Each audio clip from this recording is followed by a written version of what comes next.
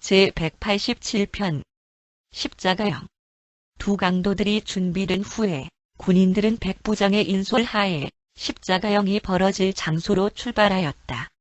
12명의 군인들을 책임맡은 그 백부장은 전날 겟세마네에서 예수를 체포할 때 로마 군인들을 인솔하고 갔던 지휘관이었다. 십자가에 못 박히는 각 사람마다 4명의 군인들이 배정되는 것이 로마의 관례였다. 두 강도들은 십자가형에 처하기 위하여 끌고 가기 전에 절차대로 채찍질을 받았지만 예수는 더 이상 육체적인 형벌은 받지 않았으며 지휘관은 그가 유죄 판결이 있기 전에 맞은 것이기는 하였었지만 그것으로 이미 충분하게 채찍에 맞았다고 생각하였다. 예수와 함께 십자가형을 당한 두 강도들은 바라바의 동료들이었으며 빌라도의 유월절 특사로 풀려나지 않았다면 오히려 그들의 우두머리가 함께 사형에 처해졌을 것이다. 그렇게 예수는 바라바 대신 십자가형을 받은 것이었다. 이제 예수가 하고자 하는 것은 십자가 위에서의 죽음을 감수하는 것이었으며 그는 자신의 자유의지로 그것을 선택했다. 이러한 체험을 예고하면서 이렇게 말씀하였었다. 아버지는 내가 내 생명을 기꺼이 버리기 때문에 나를 사랑하고 격려한다. 그러나 나는 그것을 다시 취할 것이다. 아무도 내 생명을 빼앗지 못하며 내가 스스로 그것을 버리는 것이다. 나는 그것을 버릴 권한도 있고 그것을 취할 권한도 있다. 나는 그러한 계명을 내 아버지로부터 받았다. 군인들이 집정관 관저로부터 골고다를 향한 길로 예수를 끌고 간 것은 이날 아침 9시 조금 전이었다. 드러내지 않고 예수를 동정하는 많은 사람들도 그들을 따라오기는 하였지만 200이 넘는 이 무리들 대부분은 그의 적들이거나 아니면 십자가형을 지켜봄으로써 짜릿한 충격을 즐기려고 하는 호기심 많은 한심한 자들이었다. 유대인 지도자들 중에서는 단지 몇 명만이 십자가 위에서 죽는 예수를 보려고 갔다. 그들은 빌라도가 그를 로마 군인들에게 넘겨준 것과 그가 사형 선고를 받은 것을 알면서 성전에서 회의를 하기에 바빴으며 그를 추종하는 자들을 어떻게 처리할 것인지에 대하여 의논하였다. 1.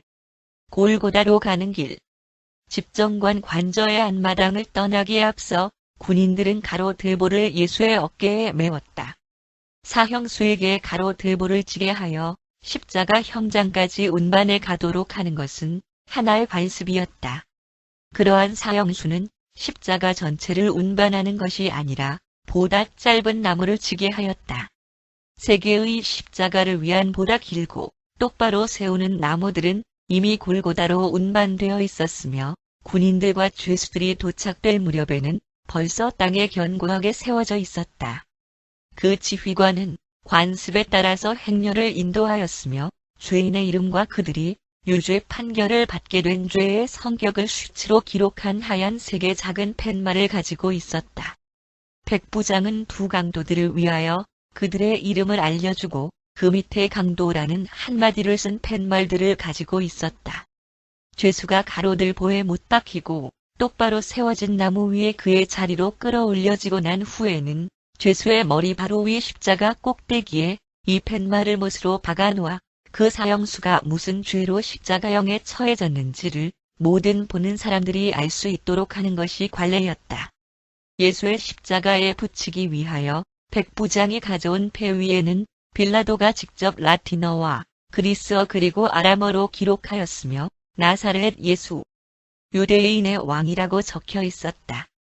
빌라도가 이 패를 쓸 때 아직도 그곳에 남아있던 유대인 당국자들 몇 사람이 예수를 유대인의 왕이라고 부르는 것에 대하여 강력하게 항의하였다. 그러나 빌라도는 그러한 죄명이 그에게 유죄 판결을 내리도록 한 기소 내용의 일부분임을 그들에게 상기시켰다. 그 유대인들이 빌라도의 마음을 바꾸도록 할 수 없다는 것을 알게 되자 그 내용이 적어도 그가 나는 유대인의 왕이다 라고 하였다. 로 바뀌어져야 한다고 주장하였다. 그러나 빌라도는 흔들리지 않았으며 그 내용을 바꾸려고 하지 않았다. 계속하여 간청하는 그들에게 오직 내가 써야 할 것을 썼다. 라고 대답하였다. 일반적으로 보다 많은 사람들이 사형수를 볼 수 있도록 하기 위하여 가장 먼 길을 통해 골고다로 가는 것이 관습이었으나 그들은 이날 그 성의 북쪽으로 나가는 다마스커스 문으로 가는 가장 짧은 길로 갔고 그들은 이 길을 따라서 곧 골고다에 도착하였으며 그곳은 예루살렘에 있는 공식적인 십자가 형장이었다. 골고다를 지나가면 부자들의 저택들이 있었으며 길 반대편에는 많은 부유층 유대인들의 무덤들이 있었다. 십자가형은 유대인의 처벌 방법이 아니었다. 그리스인들과 로마인들은 페니키아인들로부터의 처형 방법을 배웠다.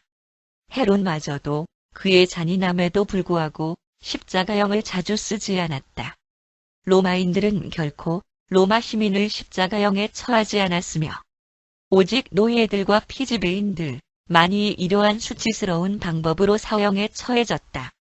예루살렘이 포위되어 있는 동안 예수 십자가형에 꼭 40년 후에 골고다 전역이 수만 개의 십자가로 뒤덮였으며 매일같이 그 위에서 유대 종족의 꽃이 사라졌다. 정말로 이날 뿌려진 씨앗의 무서운 수확이 되었다.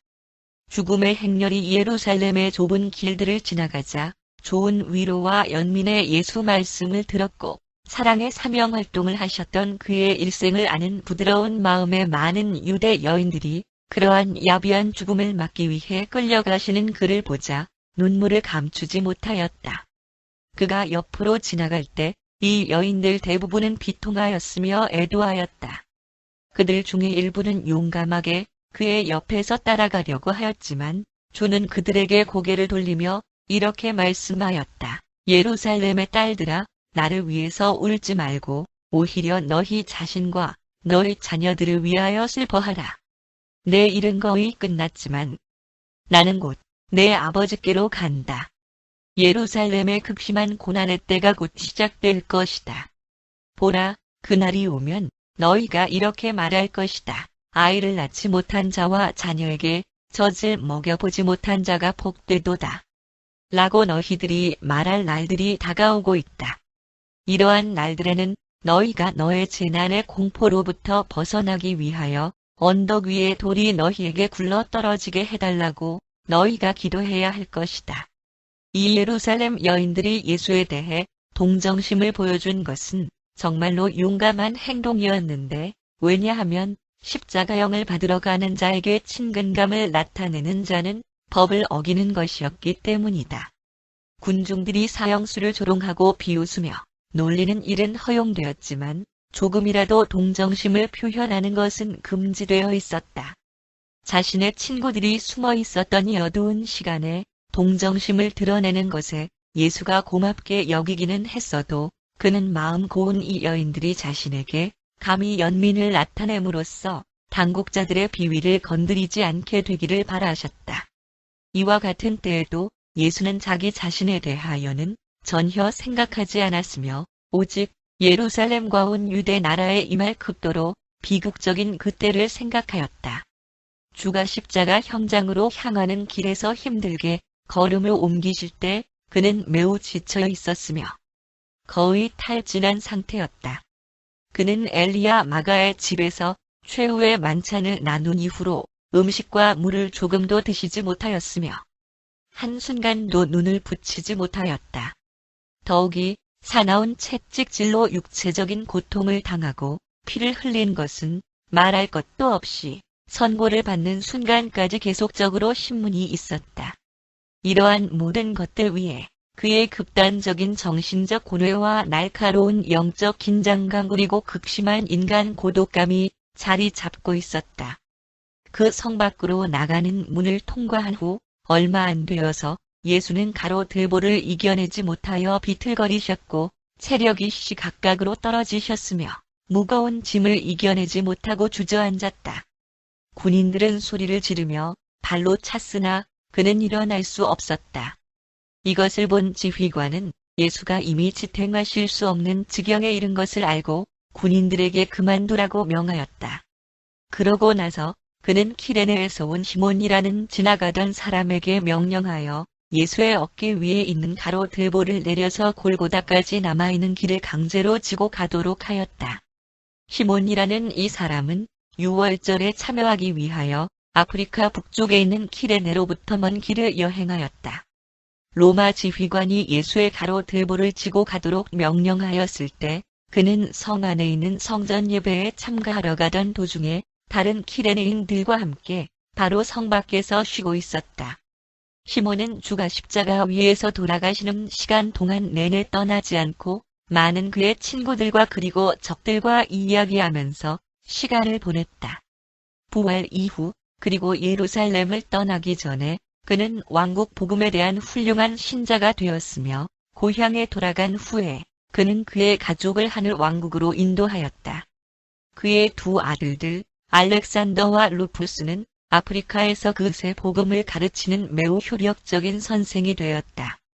그러나 시몬은 예수가 그의 짐을 그가 지었으며 그리고 부상당했던 자기 아들과 한때 친구로 지냈던 그 유대인 개인 교사와 동일한 사람이었다는 것을 전혀 알지 못했다. 이 죽음의 행렬이 골고다에 도착한 것은 9시가 조금 지났을 때였으며 로마 군인들은 두 강도들과 사람의 아들을 그들 각자의 십자가에 못 박는 일에 직접 착수하였다. 2. 십자가형. 군인들은 먼저 주의 팔을 가로 들보의 끈으로 묶었으며 그 후에 그의 손을 나무에 못 박았다. 그들은 이 가로 들보를 기둥 위로 끌어올리고 똑바로 세워진 십자가 나무에 견고히 못을 박은 후에 그의 발도 나무에 묶고 두 발을 관통하도록 한 개의 긴 못을 사용하여 그의 발을 나무에 못 박았다. 똑바로 세워진 나무에는 큰 쐐기 못이 적당한 높이에 박혀 있어서 몸의 무게를 지탱할 수 있는 발판 역할을 하였다. 그 십자가는 높지 않았으므로 주의 발끝에서 땅까지는 약 3피트밖에 되지 않았다. 그러므로 그는 자기를 비웃는 모든 말들을 들으실 수 있었으며 생각 없이 자기를 조롱하는 모든 사람들의 얼굴 표정을 확실하게 보실 수 있었다. 또한 그곳에 있던 사람들은 시간을 끄는 고통과 이 시간들 동안 서서히 죽어가는 예수가 말하는 것을 모두 들을 수 있었다. 십자가형을 당하는 사람들로부터 옷을 모두 벗기는 것이 관례였지만 유대인들은 벗겨진 육체가 모든 사람에게 노출되는 것을 완강하게 거부하였기 때문에 로마인들은 예루살렘에서 십자가형에 처해지는 모든 사람들에게 적당히 허리 부분만 감추는 옷을 입혔다. 따라서 예수의 옷이 벗겨진 후 그가 십자기에 달려지기 전에 그는 그런 옷이 입혀졌다. 십자가형은 오래 지속되는 잔인한 형벌로 자주 이용되었으며 사형수가 며칠 동안 죽지 않는 경우도 있을 정도였다. 예루살렘에서는 십자가형을 상당히 반대하는 정서가 있었으며 사형수의 고통을 덜어주기 위하여 약을 탄 포도주를 마시게 하기 위하여 십자가 형장에 늘 대리인을 보내는 유대인 부인회가 있었다. 그러나 예수는 목이 마르셨을 때 마취제가 섞인 이 포도주를 맛보시고 마시기를 거절하였다. 주는 마지막 순간까지 인간 의식을 유지하고자 하였다. 그는 이러한 잔인하고 비인간적인 형태 속에서도 죽음에 대처하고 충만한 인간 체험에 자발적으로 순종하심으로써 그것을 극복하고자 하였다. 예수가 십자가에 박히시기 전에 두 강도들은 이미 각자의 십자가에 달렸으며 그동안 내내 형집행자들에게 저주를 퍼부으면서 침을 뱉었다. 그들이 예수를 십자가에 못 박을 때 그는 오직 아버지여 저들이 무엇을 하고 있는지 알지 못하니 저들을 용서해 주십시오. 라고 말씀하였을 뿐이다. 애정 어린 헌신의 그러한 생각들이 사심없는 모든 그의 일생의 주요 동기가 아니었다면 자신의 형을 집행하는 자들을 위하여 그가 그토록 자비롭고 사랑스럽게 중보의 기도를 드리지 못하였을 것이다. 평소에 하던 관념들과 동기들과 바램들은 결정적인 순간에 분명하게 드러나는 법이다.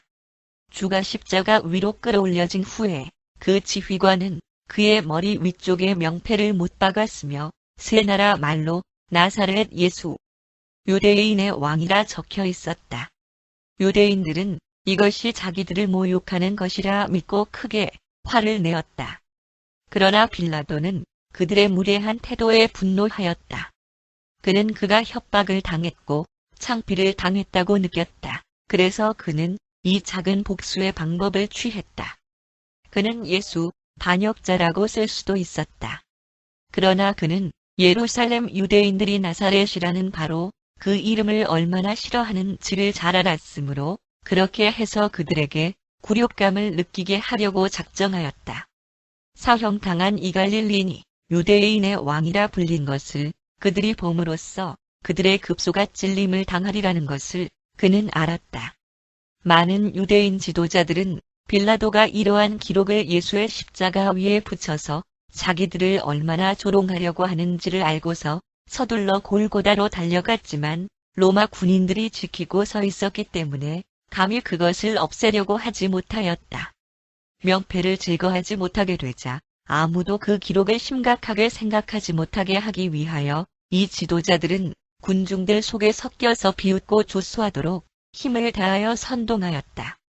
사도 요한은 예수의 어머니 마리아와 루 그리고 유다와 함께 예수가 십자가 위에 그의 자리로 끌어올려진 직후 그리고 그 지휘관이 명패를 주의 머리 위에 못 박고 있을 바로 그때 현장에 도착하였다. 요한은 예수의 어머니를 현장에 모시고 온 후 얼마 안 되어서 바로 자기 어머니와 그녀의 친구들을 데려오기 위하여 예루살렘으로 달려갔기 때문에 계속 그곳에 있지 못하였지만 11명의 사도들 중에서 십자가형을 지켜본 유일한 사람이었다. 예수는 요한과 그의 남동생 그리고 여동생과 함께 있는 그의 어머니를 보면서 그는 미소를 지었으나 아무 말씀도 하지 않았다. 한편 주의 십자가형에 선임되었던 4명의 군인들은 관례대로 그의 옷들을 서로 나누었다. 한 사람은 신발을, 한 사람은 머리 두건을, 한 사람은 허리띠를, 그리고 4번째 사람은 외투를 가졌다. 이제 4조각으로 잘라야 될 웃옷, 혹은 무릎 근처까지 닿는 이음매가 없는 제복이 남았다. 그러나 군인들은 그것이 흔히 볼 수 있는 옷이 아닌 것을 보자 그들은 그것을 위하여 제비뽑기를 하기로 결정하였다. 예수는 그들이 그의 옷들을 나누고 있는 동안 그들을 내려다보았으며 그리고 생각 없는 군중은 그를 조롱했다. 로마 군인들이 주의 옷을 갖는 것은 잘된 일이었다. 그렇지 않고 그를 따르는 자들이 이 의복들을 가졌다면 유물을 미신적으로 경배하는 유혹에 빠졌을 것이다. 주는 자기를 따르는 자들이 이 땅에서의 자신의 일생과 관계되는 어떤 물질도 소유하지 못하게 되기를 바라셨다. 그는 아버지의 뜻을 행하는 일에 바쳐지는 높은 영적 이상에 바쳐진 인간 일생에 대한 그 기억만을 인류에게 남겨두고자 하였다. 3. 십자가형을 본 사람들. 이 금요일 아침 9시 30분경에 예수가 십자가에 매달렸다. 11시 이전에 1000명 이상의 사람들이 사람의 아들이 십자가형을 당하는 이 애처로운 광경을 지켜보기 위하여 모여들었다. 이러한 소름 끼치는 시간 내내 우주의 눈에 보이지 않는 무리들은 창조주께서 그 자신이 창조체의 죽음으로 죽어가고 있는 심지어 유죄 판결을 받은 범죄로 가장 비참한 죽음을 맞이하는 이 엄청난 현상을 지켜보면서 아무 말 없이 서 있었다. 괴로운 시련 동안 때때로 십자가 옆에 마리아, 룻, 유다, 요한, 살로메 요한의 어머니 그리고 예수의 이모이고 클레오파스의 아내인 마리아를 포함한 한 무리의 열렬한 여자 신자들, 막달라 마리아 그리고 전에 세포리에 있었던 레베카가 서 있었다. 이 사람들과 예수의 다른 친구들은 그의 위대한 인내심과 꿋꿋함을 보면서 그들의 평정을 유지하였으며 그리고 그의 극심한 고난을 지켜보았다. 지나가는 많은 사람들이 머리를 흔들고 그를 조롱하면서 말했다. 성전을 허물고 그것을 3일 만에 다시 세우겠다고 한 너는 너 자신을 구해라. 만일 내가 하느님의 아들이라면 왜 십자가에서 내려오지 않느냐?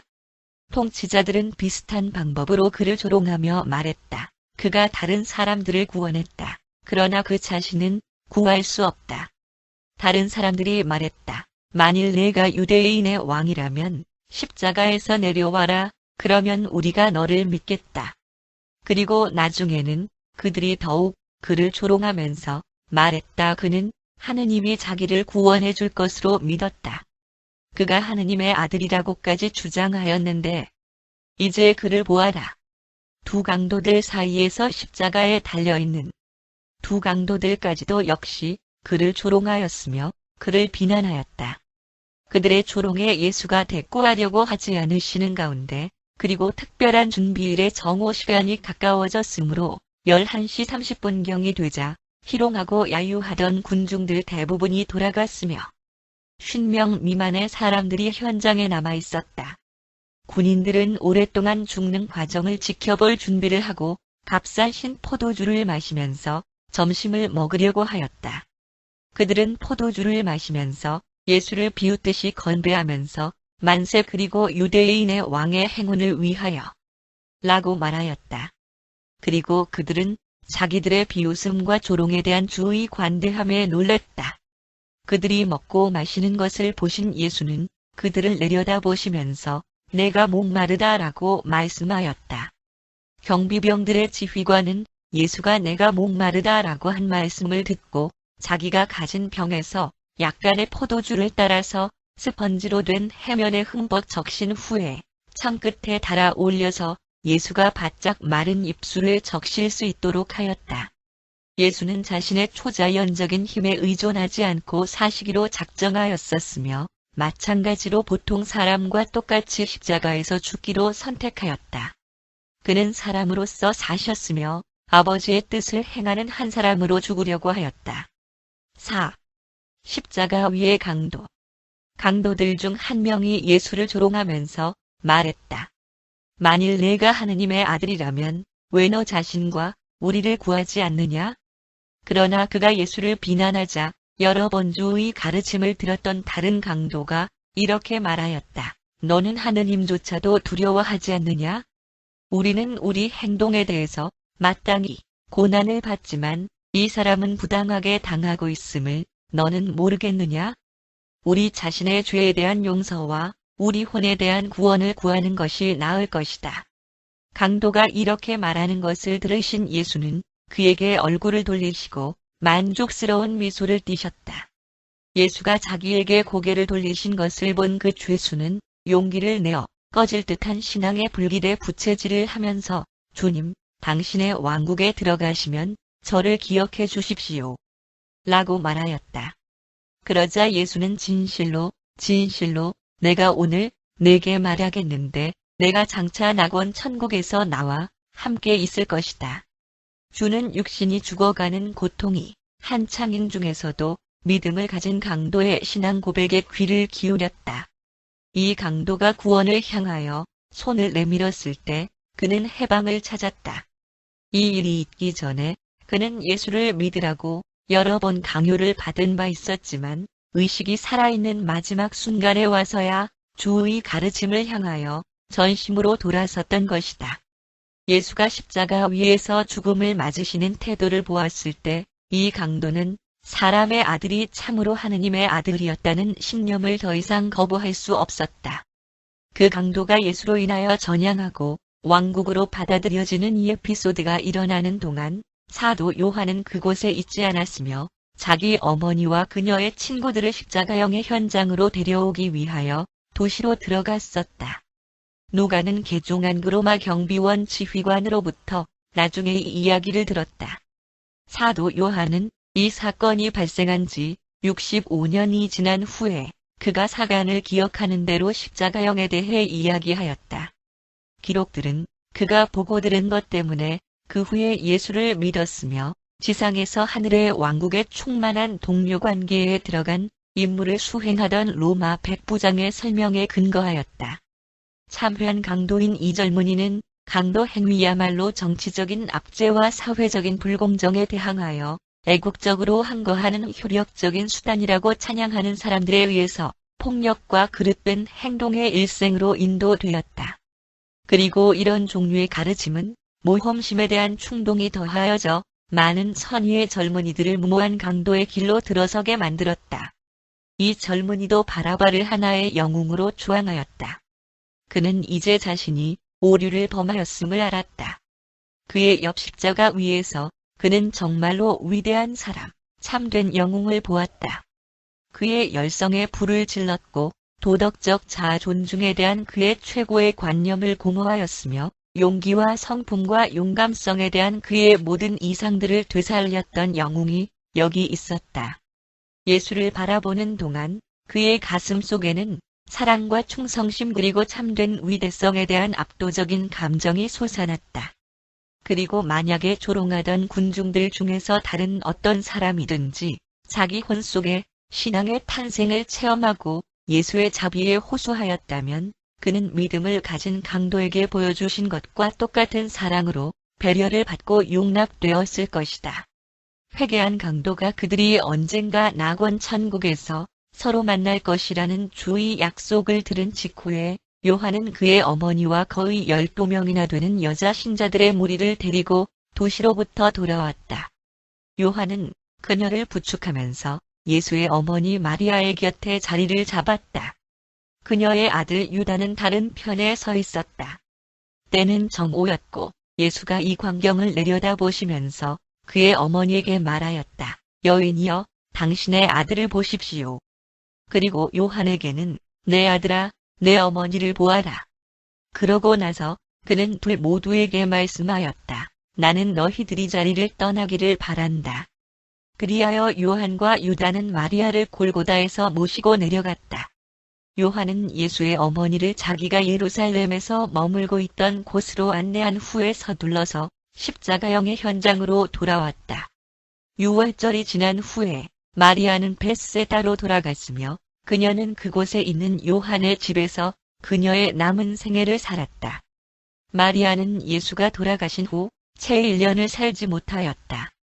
마리아가 떠난 후에 다른 여인들은 조금 떨어진 곳으로 물러나서 예수가 십자가 위에서 절명할 때까지 그곳에 남아 있었으며 주의 육신이 장례를 위하여 내려질 때까지 기다리고 있었다. 5. 십자가 위에서의 마지막 시간. 그러한 현상이 일어나기에는 계절적으로 조금 이른 때이기는 하였지만 12시가 조금 지나자 공기 속의 고운 모래로 인하여 하늘이 어두워졌다. 예루살렘 사람들은 이것이 아라비아 사막으로부터 뜨거운 바람의 물의 폭풍들 중 하나가 다가오고 있음을 의미한다는 것을 알았다. 1시 이전의 하늘은 무척 어두워졌으며 해는 가려졌다. 그리고 남아있던 군중들도 서둘러 도시로 돌아갔다. 이 시간 조금 후에 주가 숨을 거두셨을 때 단지 13명, 의로마 군인들과 15명 정도의 신자들 대략 30명 미만의 사람들만 남아 있었다. 이 신자들은 주가 숨을 거두시기 직전에 그곳에 도착한 예수의 형제인 유다와 요한 세베대 2명을 제외하고는 모두 여인들이었다. 1시 조금 지나서 강한 모래 폭풍으로 점점 더두어지는 가운데 예수는 점차 인간 의식이 희미해지기 시작하였다. 자비와 용서 그리고 훈계에 대한 그의 마지막 말씀은 이미 하였다. 그의 마지막 소원, 자신의 어머니를 돌보는 것에 관한 은 이미 표명하였다. 죽음이 임박하는 이 시간 동안 예수의 인간 마음은 히브리 성서 구절들, 특별히 시편에서 여러 구절들을 반복하여 떠올리셨다. 예수는 마지막 의식 속에서 시편의 어떤 부분을 마음속에 되풀이하였는데 현재 인간으로서 예수님의 마지막 의식은 마음속으로 현재 시편 20편, 21편 그리고 22편이라고 알려진 시편의 구절의 반복에 관심이 있었다. 입술이 가끔 움직이기는 하였지만 그가 가슴으로 그렇게 잘 알고 있었던 이 구절들이 그의 마음속에 떠오르는 대로 말로 하기에는 그는 너무 쇠약했다. 단지 몇 번만 서 있는 사람들이 기름 부은 자를 주님께서 구원하실 줄을 내가 압니다. 당신의 손이 나의 모든 적들을 찾아낼 것입니다. 그리고 나의 하느님, 어찌하여 나를 버리셨습니까? 라는 발언을 들었다.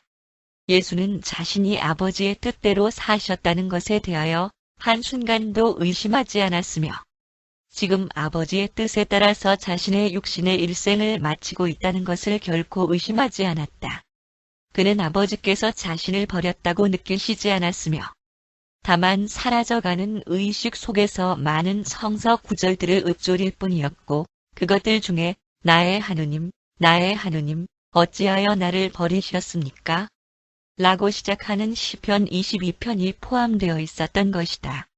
그리고 이것은 옆에 서 있는 사람들에게 들릴 수 있도록 충분히 분명하게 말하여진 세 구절 중에 하나일 뿐이었다. 필사자 예수가 친구들에게 한 마지막 요청은 1시 반쯤, 두 번째로 내가 목마르다고 그가 말하고, 그리고 같은 경비 지휘관이 당시에 흔히 식초라고 불린 신포도주에 적신 동일한 해면으로 그의 입술을 다시 적셔준 때였다. 모래 폭풍이 심해지고 하늘은 점점 어두워졌다. 군인들과 적은 무리의 신자들이 여전히 옆에 서 있었다. 군인들은 날카로운 모래를 피하려고 십자가 곁에서 서로 몸을 기대고 웅크리고 있었다. 요한의 어머니와 다른 사람들은 조금 떨어진 곳에 있는 지붕처럼 되어 있는 바위 밑에서 지켜보고 있었다. 주가 마지막 숨을 거두실 때 그의 십자가 밑에는 요한 세베대, 주의 형제 유다와 그의 자매 룻, 막달라 마리아, 그리고 한때 세포리에 있었던 레베카가 있었다. 예수가 큰 소리로 이제 다 마치었습니다. 아버지여, 당신의 손 안에 나의 혼을 맡깁니다. 라고 절규한 때는 3시 직전이었다. 이렇게 말씀한 후에 고개를 떨어뜨리시고 생명의 몸부림을 그만두셨다. 예수가 돌아가시는 모습을 지켜본 로마 백부장은 자신의 가슴을 치면서 이는 진정으로 정의로운 사람이었다. 진실로 그는 하느님의 아들이었음에 틀림이 없다. 라고 말하였다. 그리고 그 시간부터 그는 예수를 믿게 되었다. 예수는 왕답게 사셨을 때와 마찬가지로 장엄하게 돌아가셨다. 그는 자신이 왕임을 거침없이 인정하였고, 그리고 비극의 날 내내 상황에서의 주로 계셨다. 그는 그가 선택한 사도들의 안전을 도모한 후에 기꺼이 지옥스러운 죽음을 받아들였다. 그는 문제를 이야기할 수 있는 베드로의 폭력을 현명하게 제지하였고, 요한에게는 그의 필사실제의 끝까지 곁에 있도록 하였다. 그는 살인적인 사내들인에게 잔인한 자신의 참된 본성을 계시하셨으며, 빌라도에게는 자신의 하느님의 아들로서의 주권 권한의 근원을 상기시키셨다. 그는 자신의 가로 들보를 지시고 골고다를 향하여 출발하였으며, 필사자로 획득한 자신의 혼을 낙원 천국 아버지께 위탁함으로써 자신의 사랑의 찬증여를 마치셨다. 그러한 일생 이후에, 그리고 그러한 죽음에 즈음하여 주는 정말로 이제 끝마치였습니다. 라고 말씀하실 수 있었다. 이날은 유월절과 안식일을 준비하는 날이었기 때문에 유대인들은 이 시체들을 골고다에 남겨두기를 원치 않았다. 그리하여 그들은 세 사람의 다리를 부러뜨리고 그들을 보내어 그리하여 그들의 십자가에서 끌어내려 죄수들을 묻는 구덩이로 해가 지기 전에 던져 넣을 수 있게 해달라고 요구하기 위하여 빌라도에게 갔다. 이 요청을 들은 빌라도는 예수와 두 강도를 다리를 꺾고 그리고 처치하도록 지체 없이 3군인을 보냈다. 이 군인들이 골고다에 도착하여 두 강도에게는 그렇게 하였지만 예수는 이미 돌아가신 것을 보고 무척 놀랐다. 아무튼 그의 죽음을 확인하기 위하여 군인들 중 하나가 그의 창으로 그의 왼쪽 옆구리를 찔렀다. 십자가에 달린 죄수들이 심지어는 이틀 또는 3일 동안 질질 끌며 살아있는 것이 보통이었지만 예수의 주체할 수 없는 감정적 고통과 극심한 영적 비통은 5시간 반이 약간 안 되는 동안의 육신으로서 그의 필사자 생명을 끝나게 했다. 6. 십자가형 이후 모래 폭풍의 어둠 속에서 3시 반경에 다윗 세베대는 예수의 죽음을 알리는 마지막 연락원을 보냈다. 예수의 어머니와 다른 가족들이 머물고 있으리라고 생각된 베다니에 있는 마르다와 마리아의 집으로 보낸 마지막 연락원이었다. 주가 돌아가신 후에 요한은 여인들을 유다의 책임 아래 안식일 동안 그들이 머물러 있었던 엘리야 마가의 집으로 보냈다. 요한 자신은 이때 로마 지휘관과 친해져서 빌라도로부터 예수의 시체를 가져가도록 허락한다는 명령을 받은 요셉과 니고데모가 현장에 도착할 때까지 골고다에 남아 있었다.